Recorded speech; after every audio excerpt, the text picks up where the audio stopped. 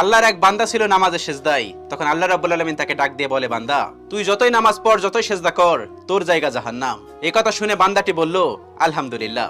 আল্লাহ তখন বলে, এই বান্দা, জাহান্নামের কথা শুনে কেউ আলহামদুলিল্লাহ কয়? বান্দা তখন বলে, আল্লাহ, জাহান্নামের মালিকও তুমি, জান্নাতের মালিকও তুমি।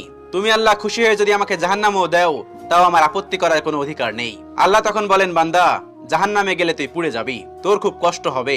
বান্দা তখন বলতেছে, আল্লাহ, কষ্ট শুধু আমার হবে না, তোমারও হবে। আল্লাহ তখন বলতেছে, বান্দা, তুই পুড়বি জাহান্নামের আগুনে, আমার কষ্ট হবে কেন? বান্দা তখন বলে, আল্লাহ, কোনো মায়ের কোল থেকে যদি কোনো বাচ্চা পানিতে পড়ে যায়, তাহলে কোনো মাই দূরে দাঁড়িয়ে থাকতে পারে না, দৌড়ে গিয়ে বাচ্চাকে কোলে নেয়। আমার বিশ্বাস, ওই মায়ের চেয়ে কোটি কোটি গুণ দয়া তোমার বেশি।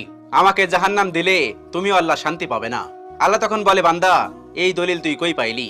বান্দা তখন বলে, আল্লাহ, আমাদের জাতির পিতা ইব্রাহিম আলাইহিস সালাম তোমার প্রেম মুখে নিয়ে যখন নমরুদের আগুনে পড়ে গেল, তার আগেই তুমি বলে